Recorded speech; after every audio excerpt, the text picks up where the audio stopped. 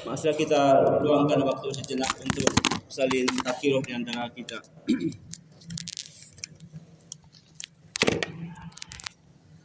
Kawan yang Allah, pada kesempatan kali ini panitia memberikan tema kepada saya tentang memetik hikmah dari ibadah saum Ramadan.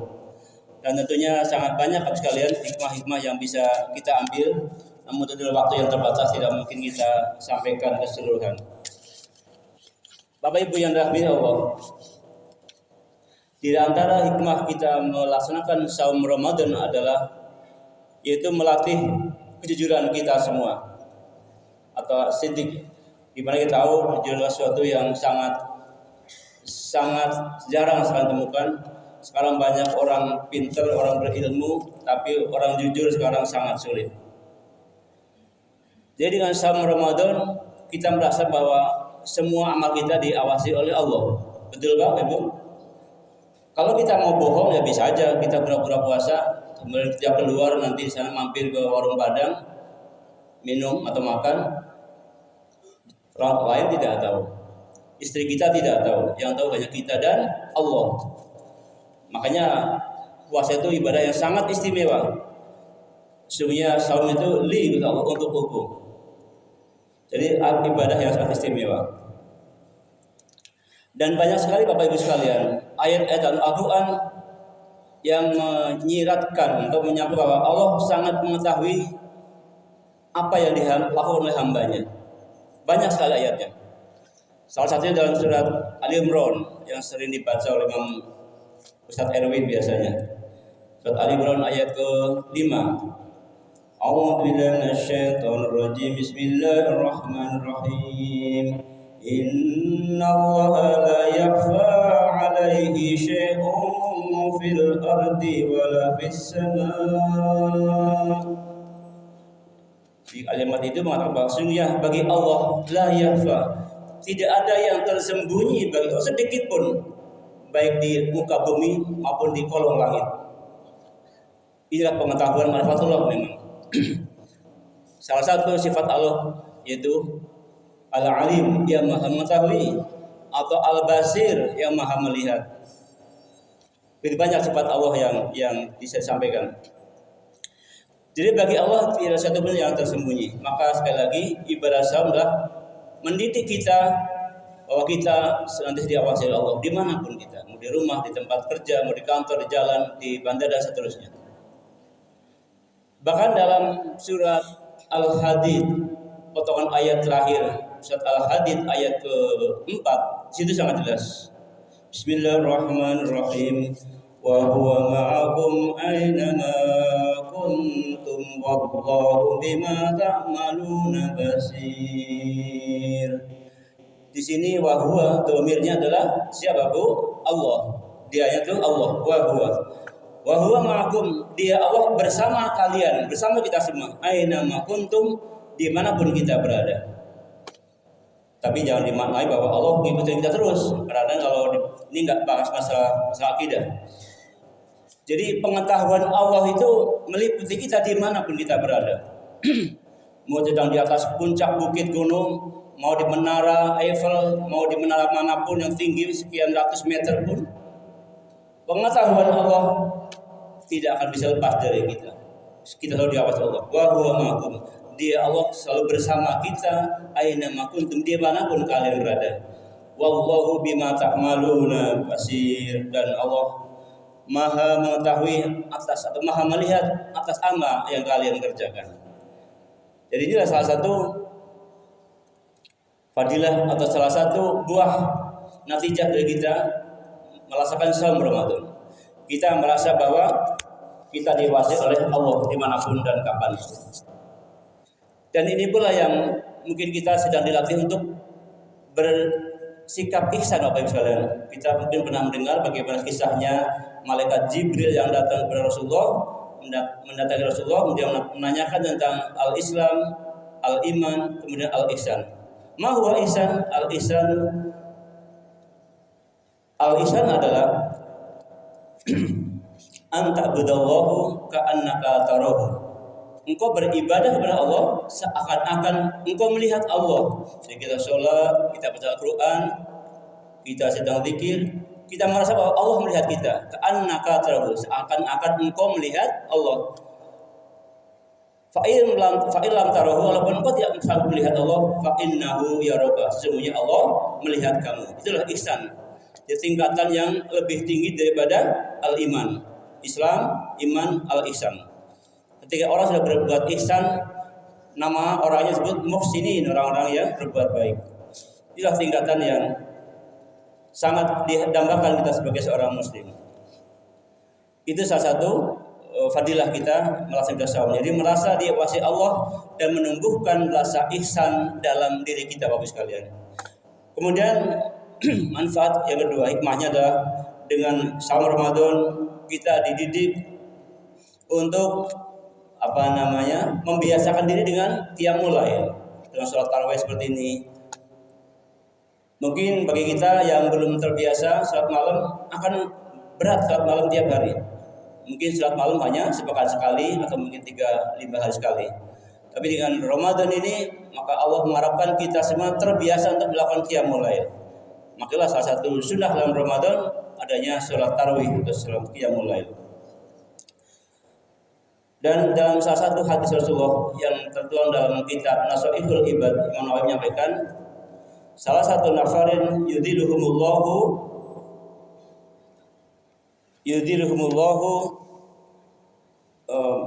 dzalimi arwasihi yauma la yudhillu illa dhilluh. Ada 3 kelompok manusia, salah satu nafarin, ada 3 kelompok manusia yang akan mendapat naungan Allah kelak pada yaumil akhir, yang di pada saat itu tidak naungan kecuali naungan Allah, Bapak sekalian. Jadi pada hari kiamat begitu dahsyatnya, matahari begitu dekat dengan kita, dan keringat manusia ada yang mencapai mata kaki, ada yang mencapai lutut, bahkan ada yang mencapai pusar, tergantung amal kita saat hidup, Bapak sekalian. Itu hadis panjang. Jadi pada yaumul kiamat matahari begitu dekat dan manusia berkeringat, kecuali orang-orang yang Allah berikan syafaat melalui Rasulullah, juga syafaat dari ibadah saum kita, dan juga syafaat bacaan Al-Quran yang kita baca, Bapak sekalian. Jadi ada 3 syafaat yang kita harapkan kelak di yaumul akhir, yaitu syafaat Nabi Muhammad SAW, syafaat ibadah saum kita, dan syafaat Al-Quran yang kita selalu baca. Jadi saudara dalam hadis ini salah satu nafarin yudhilhumullahu tahta arsy rabbi. Jadi di bawah arsy-Nya Allah, yaitu 3 golongan. Pertama adalah al-ma'tudi'u fi makari, orang yang al-mutawaddi'u fil makari, orang yang senantiasa membiasakan wudu dalam kondisi yang tidak disukai. Makarihi artinya tidak disukai. Maknanya adalah Bapak Ibu, kita wudu di tengah malam atau mungkin sepertiga malam, jam 2, jam 3 untuk melakukan qiyamul lail. Kan di saat itu berat kan Bu ya? Udara dingin, kita sedang ngantuk-ngantuknya, kita bangun sholat malam, wudu. Itu salah satu wudu yang fi makari, dalam kondisi kita tidak suka, artinya berat untuk wudu. Maka dengan wudu itu yang kita niat sholat malam, itu menjadi salah satu sebab kita akan dapat naungan Allah di yaumul qiyamah. Ya, dilluhu Allah, di bawah arsy-Nya Allah. Itu yang pertama. Jadi orang yang suka wudu di saat-saat cuaca sangat dingin, di saat-saat kita mungkin sedang ngantuk berat sekali, ketika kita paksakan diri dan kita baca doa untuk menghilangkan godaan syaitan, maka itulah perjuangan kita untuk menghadap Allah dalam qiyamul lail kita. Yang kedua, dalam hadis ini golongan yang akan dapat naungan Allah adalah al-masa ila masajida fi dzulmi. Jadi orang yang berjalan ke tempat-tempat ibadah atau masjid fi dzulmi, artinya dalam kegelapan. Ini berlaku kan dalam zaman dulu kan belum ada listrik Bu ya. Di Arab Saudi kan zaman dulu belum ada penerangan. Kalau sekarang yang dimaksud dalam kegelapan bukan kegelapan enggak ada lampu, tapi kegelapan tadi suasana hati kita, kondisi hawa nafsu kita yang berat, membuat kita berat untuk berangkat ke masjid. Alhamdulillah jamaah kita subuhnya sudah cukup konsisten di Taqwa Raya ini. Salat subuhnya mungkin bisa 5 shaf, 6 shaf, sehingga alhamdulillah bersyukur kita. Tentunya ini semua berkat kerja keras para pengurus takmir. Alhamdulillah, mudah-mudahan mereka Allah berikan pahala yang berlimpah ganda. Jadi salat subuh adalah salat di mana kita akan menjadi sebab mendapat naungan Allah di yaumul qiyamah. Naungan dari arsy Allah. Itu al-masa ila al-masaji fi dzulmi, orang yang berjalan ke masjid-masjid dalam kegelapan. Di saat kita akan menghadiri salat subuh berjamaah atau mungkin di malam hari salat isya berjamaah. Itu juga jadi sebab. Yang ketiga adalah wa mut'imul ta'am, orang yang membiasakan memberikan makan. Wal mut'imu al-ja'i. Jadi hadis ini jelas. Bahkan dalam hadis lain yang panjang sekalian, ahabul amal ilallah wa yut'imu ta'am, bahwa salah satu amal yang paling cintai Allah adalah memberikan makan pada orang-orang yang membutuhkan, yaitu fakir miskin, kaum du'afa, mungkin para pemulung yang di perjalanan tengah maghrib belum pulang, atau mungkin para pekerja-pekerja kasar yang tengah maghrib masih di jalan. Itu hanya disebut dengan al-mut'imu al-ja'i, memberikan makan kepada orang-orang yang lapar atau sangat membutuhkan. Dan ini dalam hadis yang lain dikatakan ahabul amal ilallah, amal-amal yang paling dicintai oleh Allah Taala subhanahu. Dan tentu sudah saya sampaikan kemarin bagaimana keutamaan kita melakukan iftar kepada orang yang berpuasa. Kita akan dapat pahala al-jazaa sebagaimana orang yang melakukan iftar tadi, tidak dikurangi sedikit pun dari pahala orang yang berpuasa tadi. Kemudian hikmah lain adalah dengan Ramadan tentunya kita mempunyai sifat empati dengan keadaan orang lain. Disinilah kita diharapkan untuk menumbuhkan sikap sungai berderma kita, suka bersedekah kita. Bagi orang-orang yang memiliki harta, jangan ditahan hartanya. Di bulan inilah kata Rasulullah, sedekah yang terbaik adalah sedekah yang dilakukan di saat bulan Ramadan. Atau sedekah yang terbaik adalah sedekah yang dilakukan saat dia merasa sangat butuh dengan hartanya itu. Itulah sedekah yang terbaik. Jadi saat kita mungkin punya uang hanya 100.000 mungkin, terus ada orang datang butuh sekali mau pergi mau berobat, itulah perjuangan kita. Kalau kita mampu berikan uang itu. Itulah sedekah yang sangat utama kata Rasul di saat kita sangat membutuhkan. Dan banyak sekali tentu kisah-kisah tentang sedekah.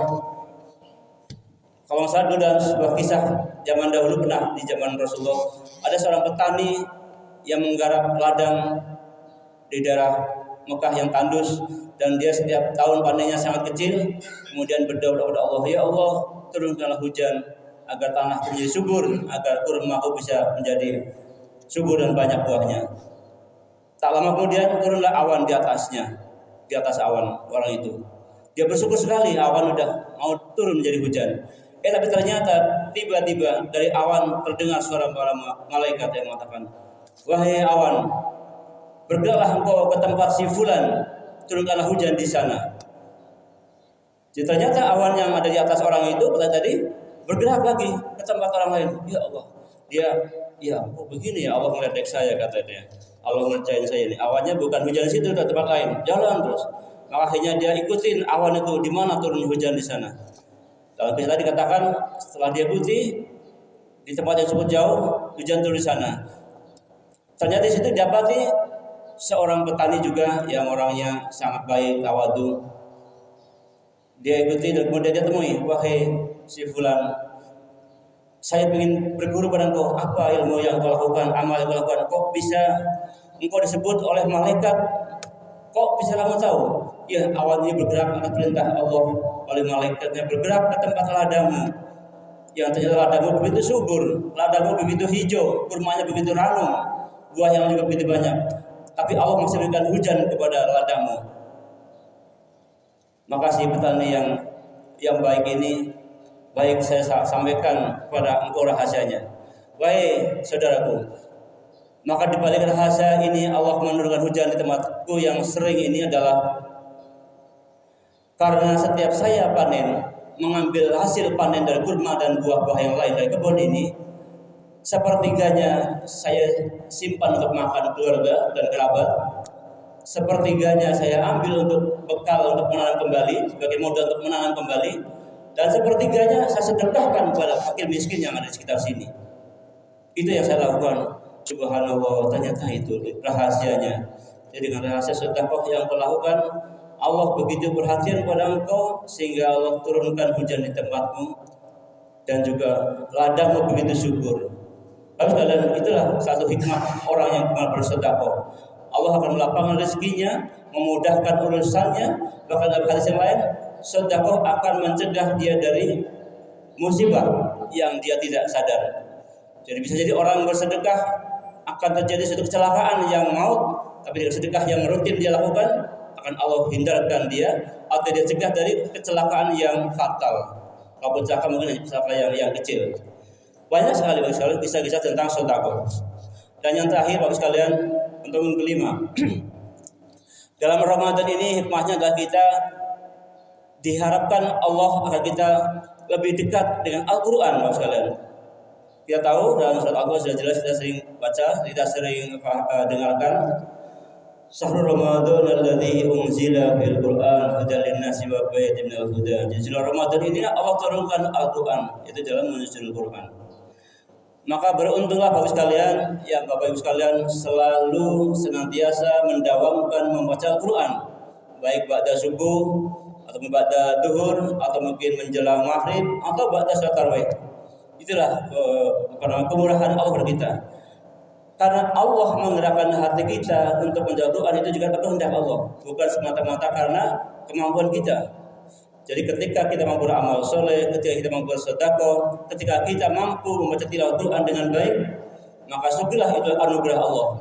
Karena tidak semua orang Islam yang punya mata sehat, punya fisik yang kuat, punya duit banyak, tidak semua orang Islam mau membaca Quran. Inilah rahasianya.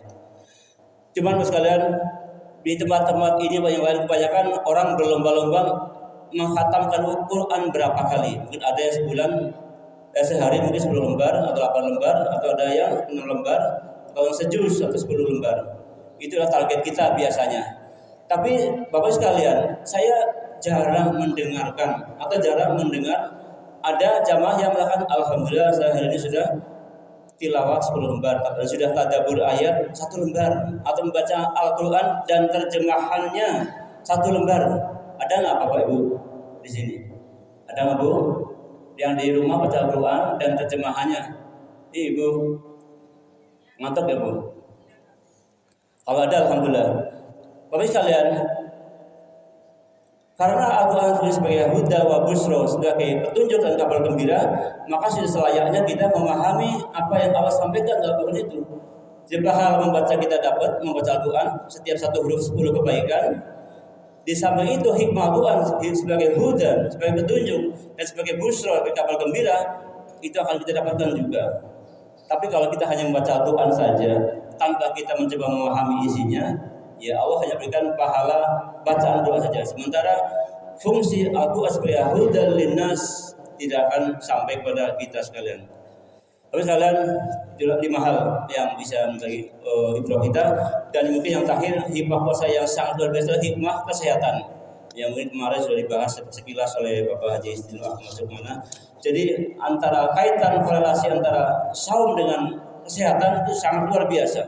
Banyak peneliti mengatakan, seorang dokter dari Jerman bahwa ketika kita melakukan saum itu adalah terjadi detoksifikasi, di mana sel-sel tua di tubuh kita, sel-sel yang sudah akhir, yang sudah lama, akan mati dan dimakan sel-sel yang baru. Itulah yang ditimbulkan dalam tubuh kita, proses tubuh kita, yang mungkin juga disebut dengan istilah penundaan usia, istilah bahasa Inggrisnya. Jadi, betul. Jadi ketika kita melaksanakan puasa akan terjadi seperti itu. Sel-sel yang ada yang dalam tubuh kita sudah haus, sudah lama, sudah mati, akan dimakan oleh sel-sel yang baru tumbuh. Itu terjadi saat kita mengalami fasting, yaitu saum Ramadan, di mana kita 12 atau 13 jam tidak makan, tidak minum, dan itu jarang diketahui faidah ini atau fadilah ini. Mudah-mudahan nanti kapan-kapan saya bisa menyampaikan atau mengundang seorang pakar kesehatan di tempat ini sehingga bisa membahas sisi positif saum dari kesehatan, dan itu tentunya luar biasa buat kita sekalian. Dan sekalian, itulah mungkin beberapa hikmah Ramadan yang kita bisa ambil. Lagi kita semakin dekat dengan Allah, semakin dekat dengan Al-Quran, dan yang penting kita senantiasa merasa diawasi oleh Allah di mana kita berada, baik di dapur, di tempat belanja, di kereta, dimanapun, bahwa wa huwa ma'akum aina ma kuntum, bahwa Allah itu pengetahuannya bersama kita dimanapun kita berada. Itu Bapak Ibu sekalian bisa buka di surat Al-Hadid surat 57 ayat 4. Wa huwa ma'akum aina ma kuntum wallahu bima ta'maluna basir. Terus sekalian, itulah mungkin tafsir singkat pada hari ini. Mudah-mudahan bermanfaat. Allahumma